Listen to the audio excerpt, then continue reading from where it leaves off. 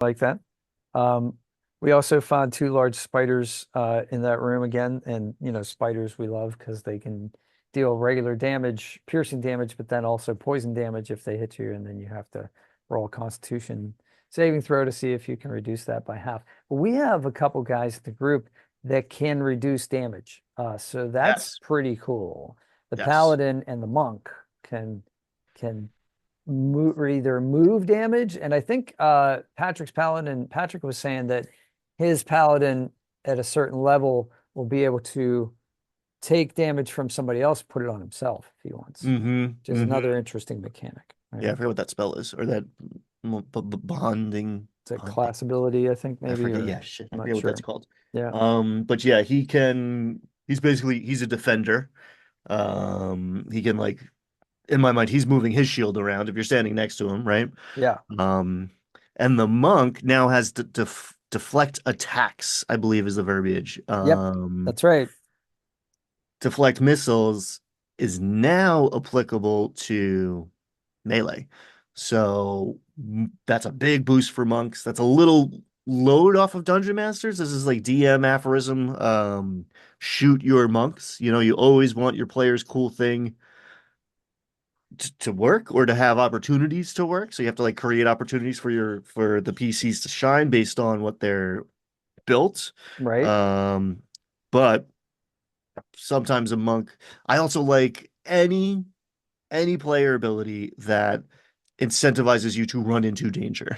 Yeah. Run towards the fire, right? That's good. That's good game design. Where like I want to Yes. be in the thick of it because it gives me an opportunity. He spent a key point. He reduced the damage down to zero. I ruled that like he doesn't have to save for poison. If the piercing damage doesn't happen, he stopped the fangs from hitting his bloodstream. Um, or was it the claw? Well, no, he reduced zero to a spider, and he also reduced zero to one of the ghoul's claws, which are paralytic. It sucks to be hit by them. And he spent another key point to redirect that attack. Yes.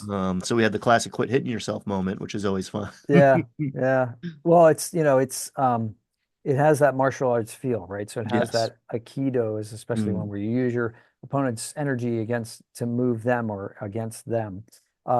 So at level 3, every monk gets this. It's not a specific to a subclass, and it's called, yeah, deflect attacks. When an attack roll hits you, and its damage includes bludgeoning, piercing, or slashing damage, you can take a reaction.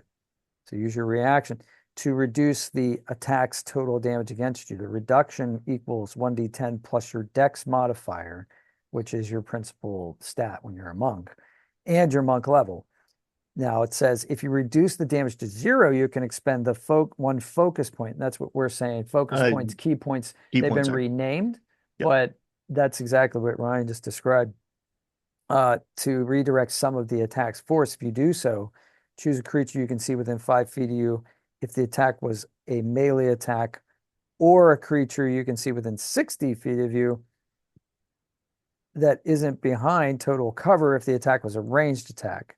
So that's like, Jedi like deflecting laser blasts and putting Hmm. them into like an opponent. The creature must succeed on a dexterity saving throw or take damage equal to 2 rolls of your martial arts die plus your dexterity modifier. So it's a complex mechanic. You're using all 7 of your dice here almost. The damage is the same type as dealt by the attack, which makes sense, right? If you're deflecting an arrow, you're gonna do piercing damage with that, So I mean, if it's deflected. But that's yeah, they've made some of these mechanics really neat, but you do have to read them, and because there's a lot going on. Yes. Not simple. And I am in